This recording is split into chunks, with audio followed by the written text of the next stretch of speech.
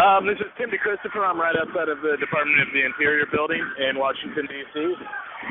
There's about 400 people, 300 people maybe on the steps of the building, and then at least another 50 or so people inside the building that have locked arms, and the police have kind of given their final warning and locked the doors of the building, and have said that they're going to arrest the 50 people that are inside. This was at the very end of the PowerShift conference this weekend, where there were 10,000 young people in Washington, D.C., to demand a clean energy future. And this was the culmination of that, targeting the Department of the Interior, who green-lights mountaintop removal. They green-light deepwater oil drilling and help cause the Gulf oil spill. And now they're green-lighting massive new coal development in Wyoming in the Powder River Basin. And the young people inside have said that they've had enough of that, and they don't have the corporate campaign contributions to battle in other ways against the fossil fuel industry, but they have the commitment to take a stand here, and so that's exactly what they're doing. What's the reaction from onlookers in the building? I think people were surprised.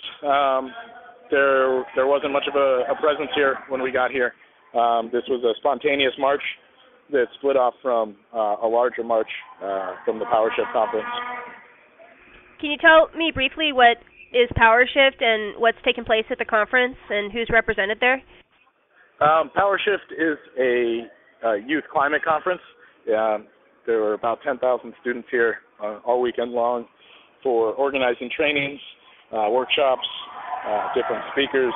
There was a march today that went to the Chamber of Commerce building. It went to the BP headquarters, and now they're here at the Department of the Interior taking a stand. And Tim, you have a history with some of this. What's your plan for the direct action today? Yes. 2 years ago, at the very end of the Bush administration, because of the collusion between the fossil fuel industry and the Department of the Interior, they were having an illegitimate oil auction in Utah, and I attended that auction and ended up disrupting it by outbidding all the oil companies.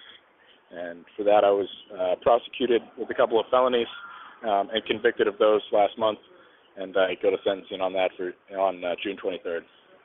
And what do you face in terms of the sentence? The maximum would be 10 years, but more likely would be somewhere around 2 or 3 years. Any closing thoughts, Tim, about what's next with this direct action? Do you see the police officers moving in, and what do you think is going to happen next? The police have brought up a bus, and they've given their final warning and locked the doors of the building, so it does look like they're going to arrest everyone that's inside. All right. Thanks, Tim, for the update. Yep. Thank you.